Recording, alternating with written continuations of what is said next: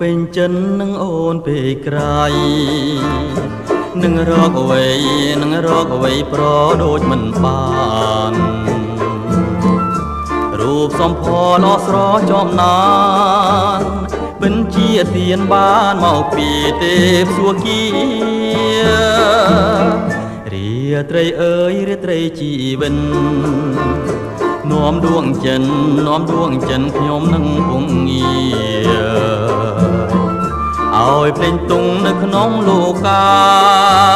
ហើយសញ្ចាថាគ្មានពេលនឹងភ្លេងឡើយពេលទៀបភ្លឺកាន់តែឈានមកនាំយកឆវីពីទ្រូងបងហើយគុំភ្លេងបងណាប្រលឹងអើយទីនេះហើយដែលរៀមធ្លាមរងចាំស្រី